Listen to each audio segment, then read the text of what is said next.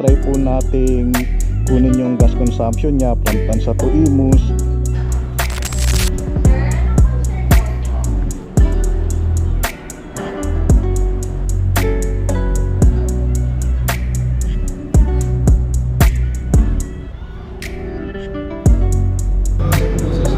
Ang nabawas po sa atin,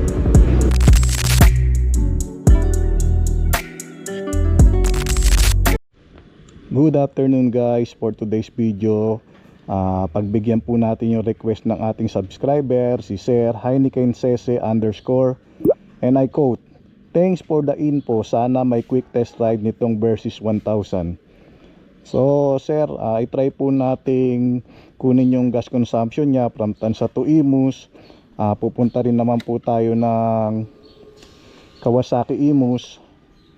So testingin natin ito, pa-check kasi natin tong lumalabas na service, though hindi naman daw yung problema.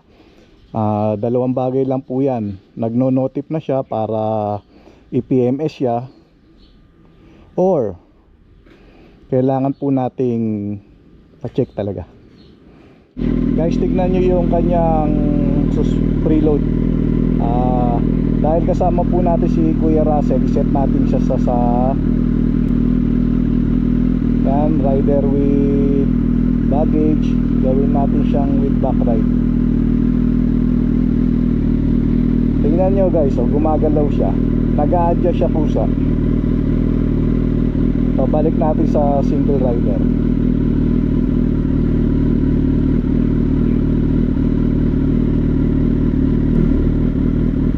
Napansin nyo guys, kusang nag-a-adjust yung suspension niya, depende sa sakay niya.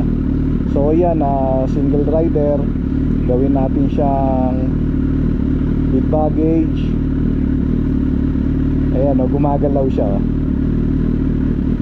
At saka with back ride. Ayan Yan guys, tingnan nyo, doon nawala na yung word na service, andun pa rin yung icon na tools Minsan nakakailang kasi yan. So binago natin yung display setting natin, so nandun pa rin yan. Kaya talagang kailangan natin na dalhin sa para mapa-PMS na rin.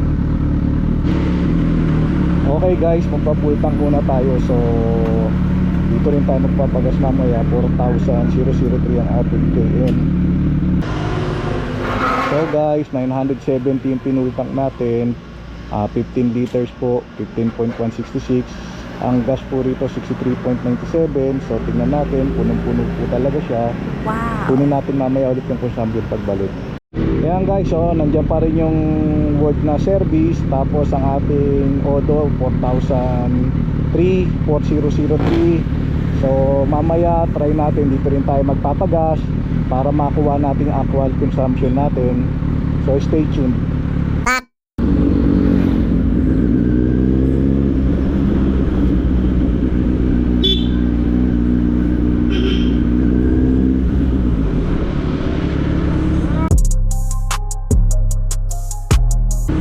Papang!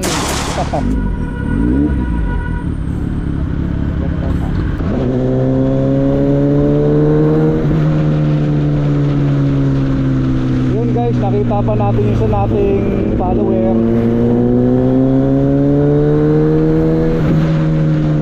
Sabi, ingat daw po. Thank you Sir Rico. Ingat din po kayo.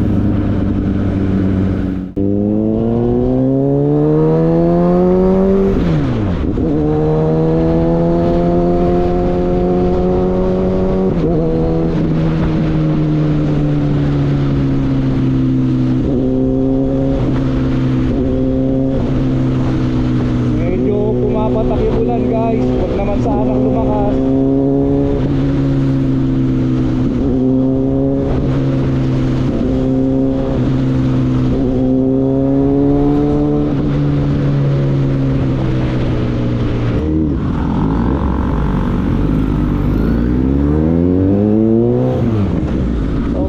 driving natin ngayon combination ng traffic tsaka ng rektahan.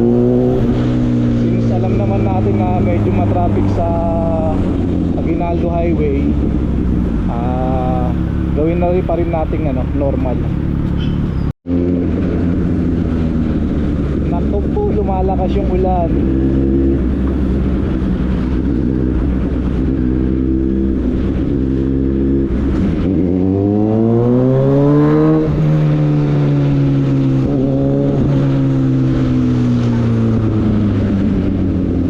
So guys, dahil nga medyo matraffic din dito, tama-tama yan, kukunin natin yung average consumption niya, combination ng traffic at saka ng rektahan.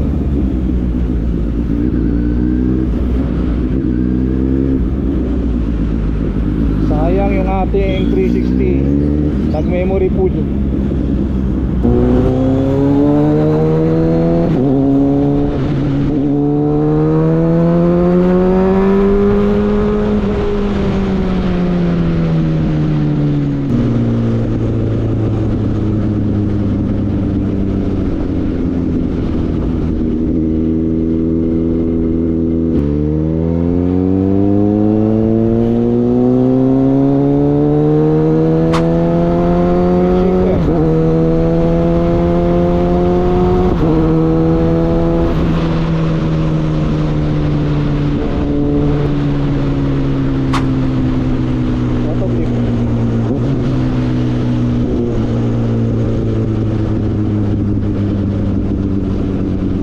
Guys, so pansinin nyo, maglo-logger ako nang hindi na nag-clutch.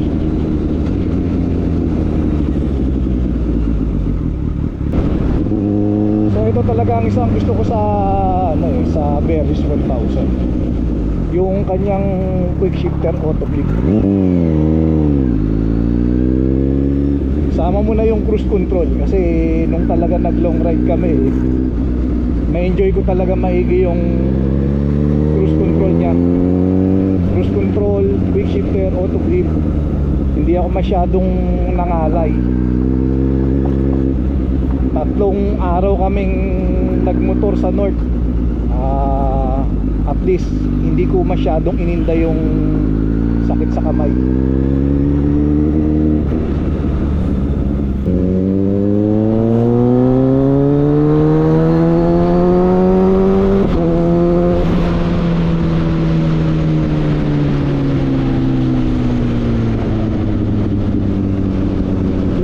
Lalaki na naman ang patak. Sana wag naman tumuloy.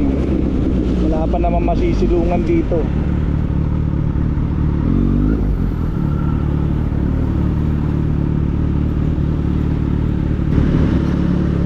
Okay guys, nag-waste na po tayo. Sarado pala yung daan dun sa Malagasang. So according dito sa waste natin, dito tayo sa Green Gate Malagasang dadaan. Kaya guys, napaka-traffic talaga.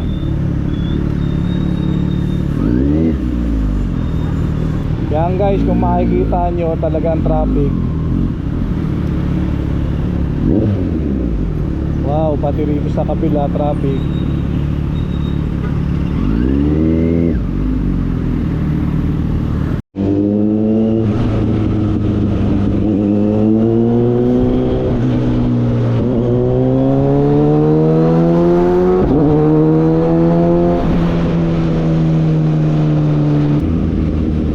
Guys, nandito na po tayo sa Kawasaki News. Talagang medyo matraffic po ngayon.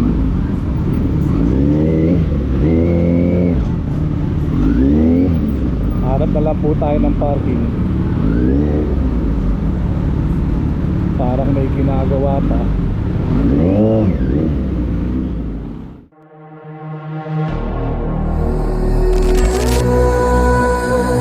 When you're gonna stop breaking my heart, I don't wanna be another one, paying for the things I never done.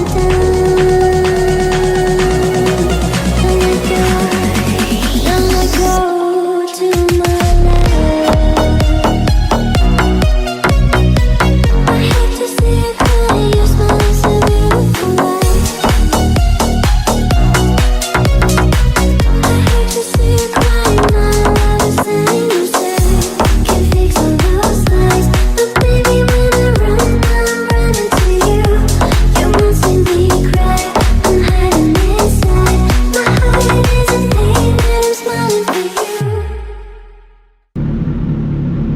guys, kung pupunta kayo rito sa Kawasaki Imus, makikita nyo yung tapat nito, Harley Davidson.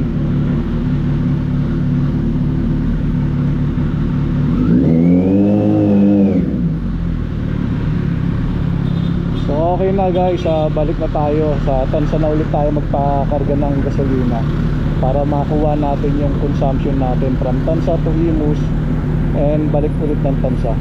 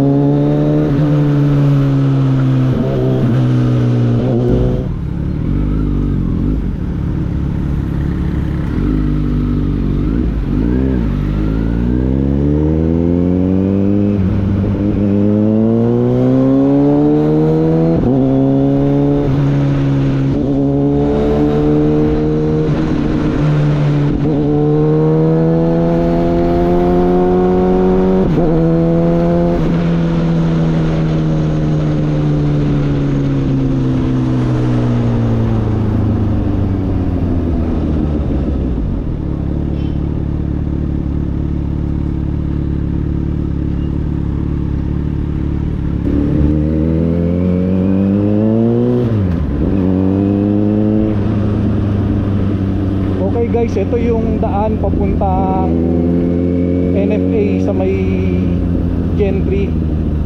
Kung galing ka ng open canal, diretsuhin mo lang to, dun ang labas mo. According do sa bata na natanungan natin kanina, kuya, open na raw. So subukan natin, yun lang talaga, medyo rough road.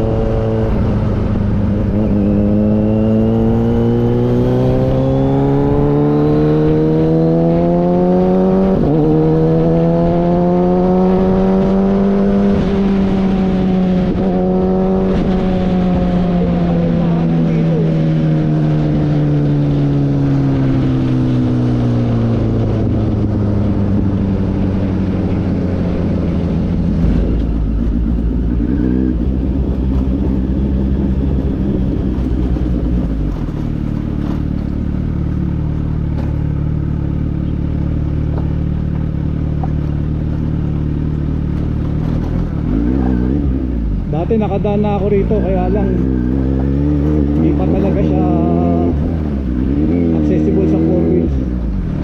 Ito yung sinasabi ko, paglabas natin NFA Gentry lang.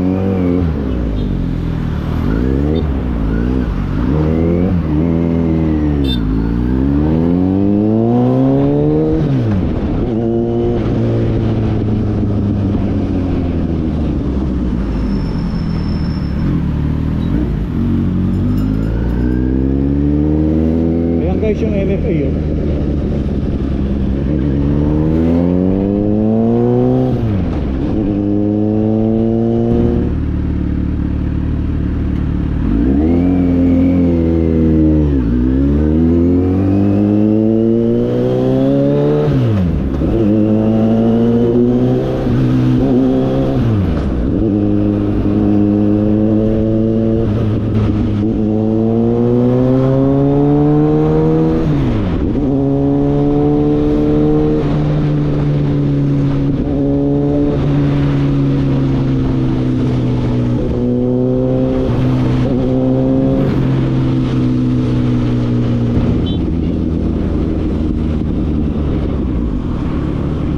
Okay guys, nandito na tayo sa Tansa. Ipapultang ulit natin para malaman natin kung magkano yung nabawas, ilang litro yung nabawas sa ating gasolina.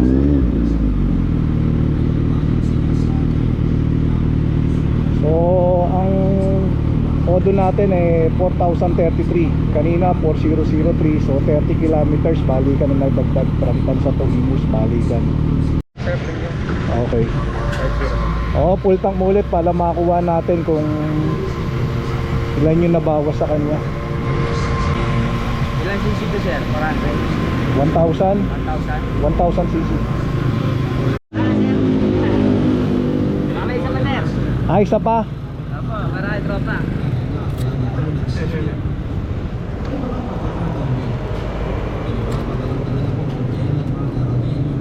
Sige sir, ingat po kayo. Hey. So guys, ang gasolina rito 63.97. Ang nabawas po sa atin 2 liters point 53. Thanks for watching.